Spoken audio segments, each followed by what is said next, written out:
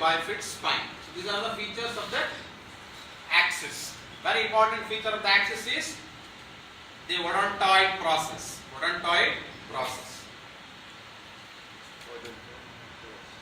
So that's what again mentioned. What are the features of an axis? The important features are presence of odontoid process and presence of the body.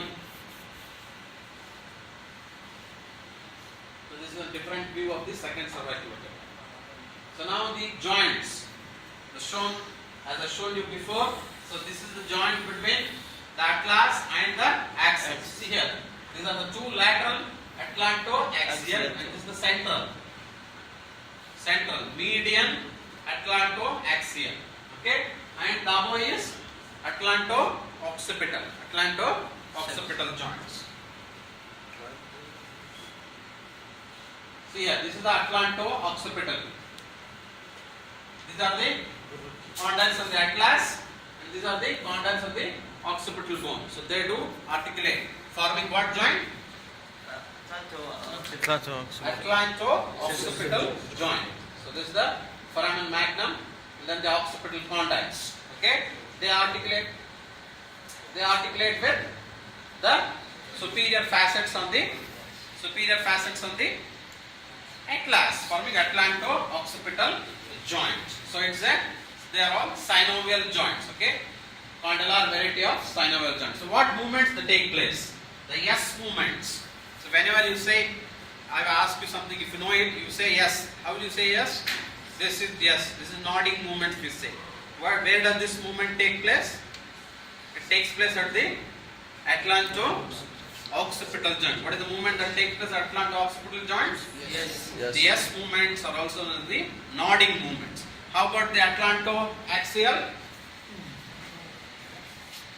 Next, the atlanto-axial.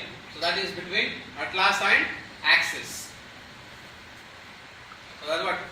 So the joint between atlas and axis. So that is the dens. So dens and the anterior root. So as I said, it's a pivot joint. So the pivot. This is the dens. This is the atlas. Okay, it is like this. It rotates. What is this movement? No movement. So no movement are taking place at atlanto-axial joint. No movement are taking place at the atlanto-axial joints. So this is the joint. See there, very clear. So there is a ligament. There is a ligament which will be keeping the dens in position. So dens is like this. Okay. Here the spinal cord is running, especially the medulla oblongata. Very important. Medulla oblongata. Medulla oblongata, brain stem is running downwards in this ring. Medulla oblongata, where all the vital centers like cardiac center, respiratory center, all the important vital centers are located in this medulla oblongata. It is running in this canal, and the odontoid process is here. So when you are doing the movement, it may press on the medulla. So to prevent that, there is a ligament. There is a ligament which keeps the dens in position. So that is a very important ligament. That is called as transverse ligament. See that? What is that? Transverse ligament which keeps the dens in position. Very important ligament. Sometimes what happens, if there is tear of that ligament, so then this odontoid process may press on the medulla oblongata and the person may die. So especially it happens when falling on the neck. So this is the movement which are taking place at the atlanto-axial joint. That is the no movements. Because you drank too much while getting down the stairs, you fell down and injuring. See, extreme flexion of the neck here. Okay. So what happens? There is break of this transverse process and then pressing on the medulla oblongata and the patient collapses there. Or fracture of the odontoid process, if it presses on the vital centers like cardiac center, he may die out of cardiac arrest. Okay, that's the very vital ligament which is there, which keeps the dens in position. That is the transverse ligament. So next, the typical cervical vertebra, that is from C3 to C6. So this is a clear picture of a cervical vertebra. The body, the transverse process, the lamina, the spine which is bifid, the transverse process showing the foramen, transverse cilium and superior articular facet, and below is the inferior articular facet. That is the feature of a typical cervical vertebra.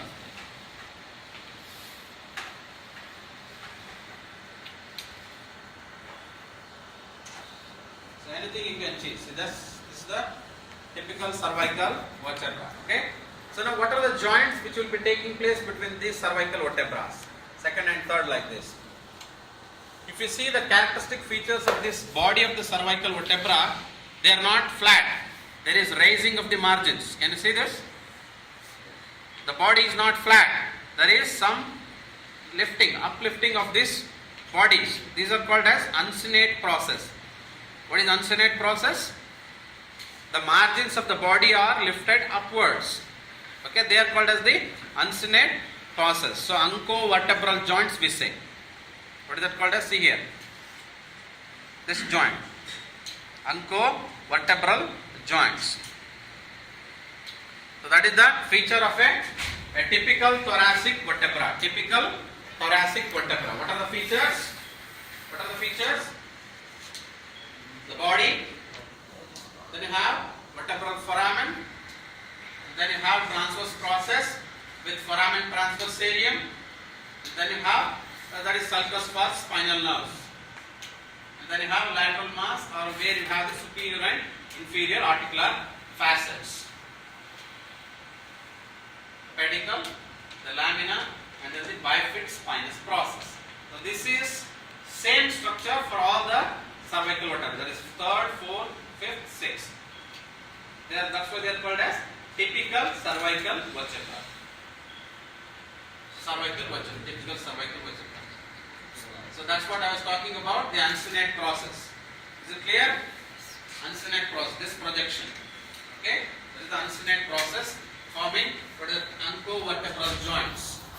Ancovertebral joints are also called as joints of Luschka. Joints of Luschka. Luschka.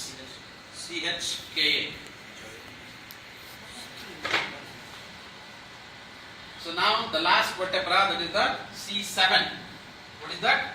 C7. So I said C7 is also a atypical. So what is that atypical feature? So only atypical feature is having a very long spinous process and not bifid.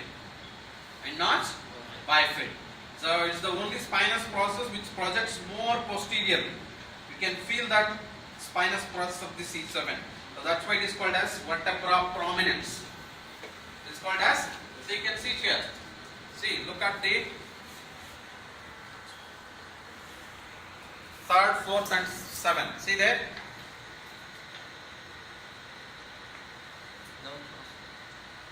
See this?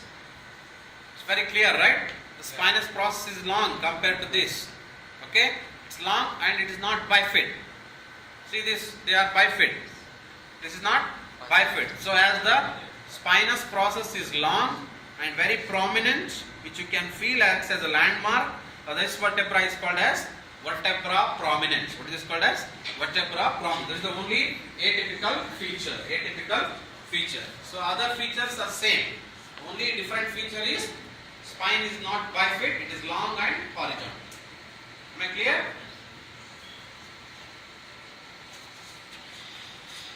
That is the seventh cervical vertebra.